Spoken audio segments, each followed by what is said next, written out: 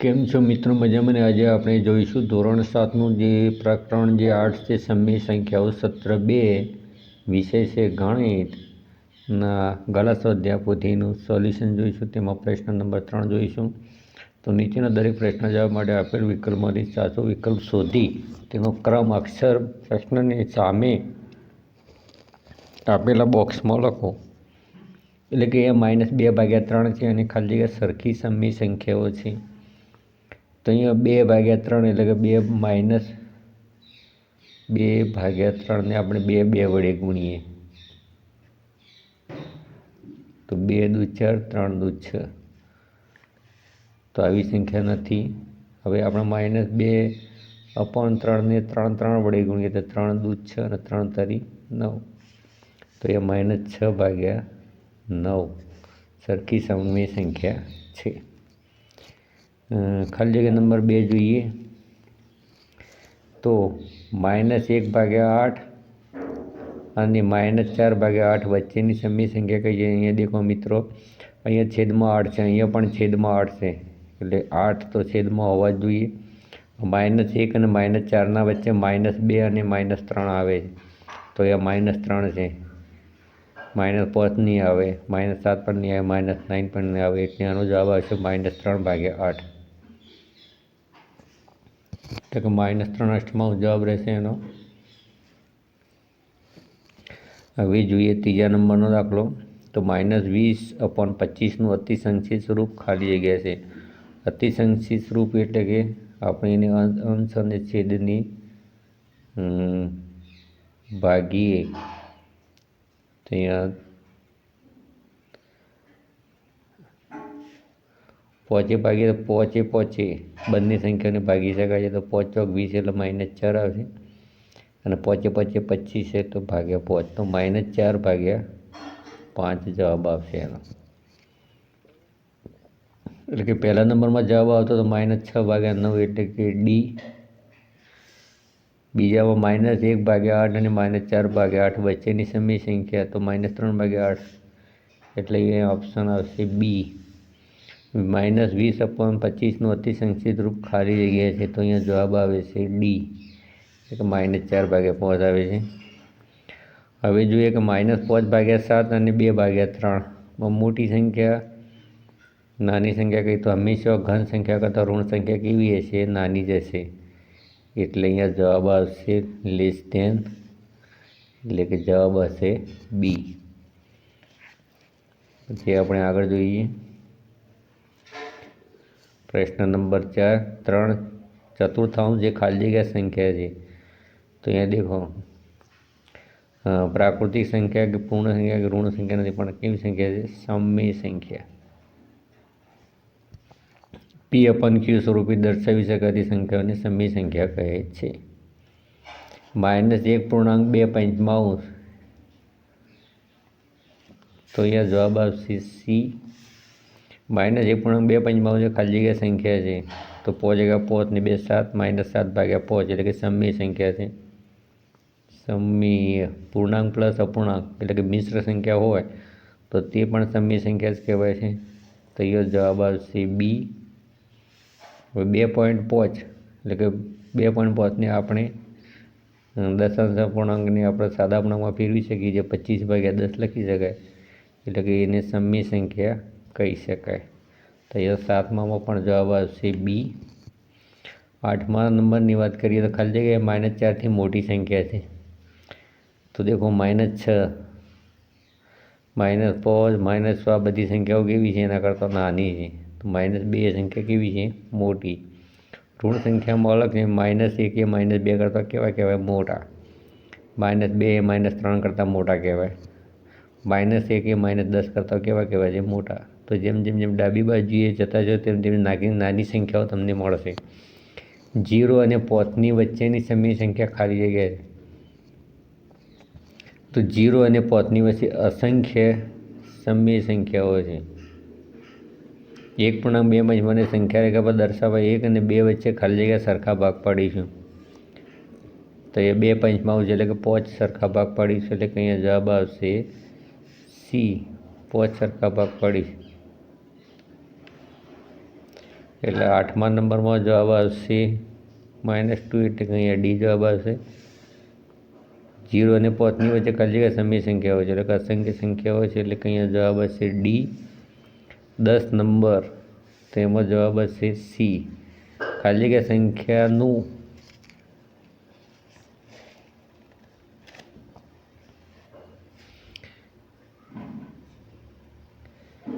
1/2 પંચમાંને સંખ્યા રેખા પર દર્શાવવા 1 અને 2ની વચ્ચે ખાલી જગ્યા સરખા ભાગ પાડી છું, એટલે કે કેટલા પર સરખા ભાગ છે 5, એટલે અહીંયા જવાબ આવશે સી. ખાલી જગ્યા સંખ્યાઓનું સંખ્યા રેખા પર નિરૂપણ શૂન્યની ડાબી બાજુએ હોય છે, તો શૂન્યની ડાબી બાજુ કેવી સંખ્યા હોય છે? ઋણ. શૂન્યની જમણી બાજુએ ધન સંખ્યા હોય, એટલે કે અહીંયા ઋણ આવશે. ઋણ, એટલે કે અહીંયા જવાબ આવશે ડી. અહીંયા ડી જવાબ મળે છે. પછી 2.3 વ્યસ્ત સંખ્યા, તો દેખો મિત્રો 2.3 ચતુર્થાઓ, 2 ચોકા 8, 8 ને 3 11/4. હવે આપણે ઉલટું કરીએ, વ્યસ્ત એટલે કે ઉલટું, તો 4/11, એટલે કે 4/11 જવાબ મળશે. તો 2.3 ચતુર્થાની વ્યસ્ત સંખ્યા કઈ આવી છે? 4/11, એટલે કે અહીંયા જવાબ હશે ડી. તો આ તો મિત્ર ત્રીજા નંબરના પ્રશ્નનું સોલ્યુશન. હવે આપણે જોઈશું પ્રશ્ન નંબર 4.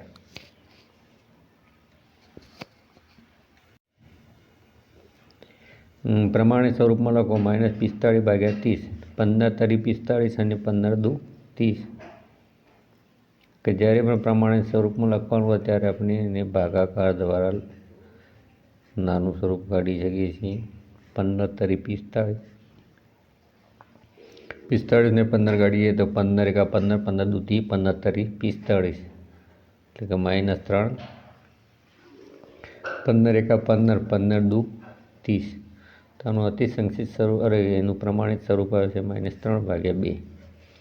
પછી -36/24, એટલે કે 12×2 24, અને 12×3 તો 12×3 36 અને 12×2 24, એટલે 36/12, 24/12. 12×3 એટલે -3, 12×2 24, એટલે અહીંયા પણ જવાબ આવશે -3/2. -24/32, 8×3 24 અને 8×4 32, એટલે 8 ભાગી શકાય છે.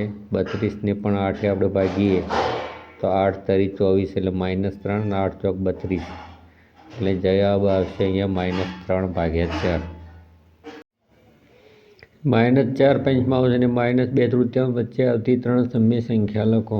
તો મિત્રો અહીંયા 4, 5 તરી 15, 15×2 કેટલા થશે? 30, એટલે કે આપણે બંનેના છેદમાં 30 લઈએ તો આપણે વચ્ચેની સંખ્યાઓ મળી જશે. તો એ 30 લાવવા માટે 5×6 30, તો ઉપર પણ 6 વડે ગુણવું પડે છે. અહીંયા છેદમાં 30 લાવવા માટે 3 દાન 30, તો ઉપર પણ 10 વડે ગુણવું પડે, નીચે 10, તો ઉપર 10 વડે ગુણવું પડે છે. હવે દેખો 4×6 કેટલા થશે? 24, 5×6 30, 2 દાન 20 ને 3 દાન 30. તો અહીંયા હવે છેદ સરખા થઈ ગયા એટલે 30. હવે -20 થી -24 વચ્ચે કઈ કઈ સંખ્યાઓ આવશે? તો -21/30, -22/30 અને -23/30. તો એના વચ્ચેની આવતી સમય સંખ્યાઓ આપણે લખી શકીએ. એવું નથી અહીં છેદમાં આપણે 30ની જગ્યાએ 60 લાવી શકીએ, અને કોઈ પણ સંખ્યાઓ અને વચ્ચેની સંખ્યાઓ આપણે લખી શકીએ છીએ. એવું નથી ફિક્સ 3 સંખ્યાઓ મળે, 3 કરતાં વધુ તમને સંખ્યાઓ મળે તો ગમે તે તમે 3 સંખ્યાઓ લખી શકો છો. પણ મૂળ છેદને સરખા કર્યા પછી આપણે અહીંયા ડિફરન્સ કાઢવાનો. અહીંયા 24 છે ને અહીંયા 20, એટલે 21, 22, 23 અને 21, 22 અને 23, એટલે કે 3 સંખ્યાઓ અહીંયા મળે છે.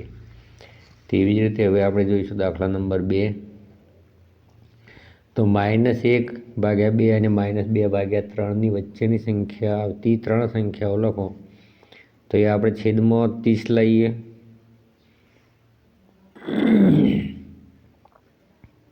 તો એ 30 લાવવા માટે 15 ગુણવું પડે છે, તો અહીંયા ઉપર પર 15. અહીંયા છેદમાં 30 લાવવા માટે 3 દાન 30, તો ઉપર પણ 10 ગુણવું પડે છે.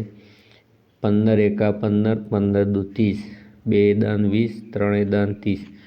હવે છેદ સરખા થઈ જાય એનો મતલબ કે -15 અને 20 વચ્ચે કઈ કઈ સંખ્યાઓ છે? તો -16/30, -17/30, પછી -18/30, -19/30. એટલે ગમે તે આપણે 3 સંખ્યાઓ લખી શકીએ છીએ.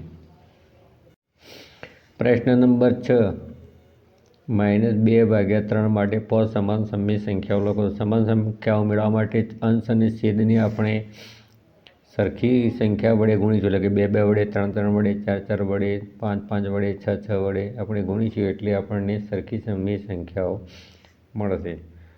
તો પહેલાં તો આપણે એને 2થી ગુણીએ, પછી -2/3 ને આપણે 3 વડે ગુણીએ, પછી -2/3 ને આપણે 4 વડે ગુણીએ, પછી -2/3 ને આપણે 5 વડે ગુણીએ, પછી -2/3 ને આપણે 6 વડે ગુણીએ. તો 2 દુ કેટલા થશે? 4, 3 દુ 6.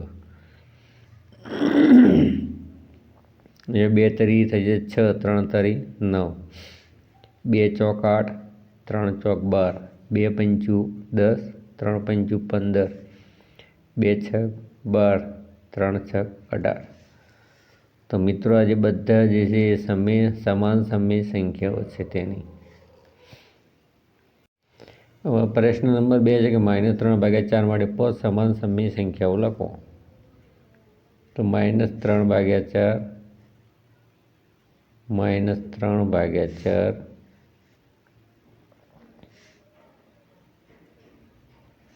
એક, 2, 3, 4 અને 5 વખત લખી દો. આપણે એને 2 વડે ગુણીએ, પછી 3 વડે, પછી 4 વડે, પછી 5 વડે ગુણીએ અને 6 વડે ગુણીએ.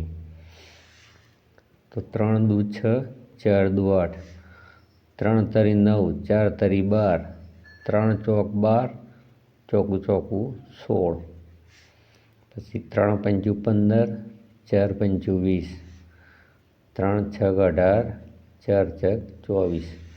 તો આ મિત્રો બધી સમાન સમય સંખ્યાઓ છે કે જેના અંશ અને છેદને 2 વડે ગુણવાથી, 3 વડે ગુણવાથી -9/12 મળે છે, 4 વડે ગુણવાથી -12/16 મળે છે, 5 વડે ગુણવાથી -15/20 મળશે અને 6 વડે ગુણવાથી -18/24 મળશે.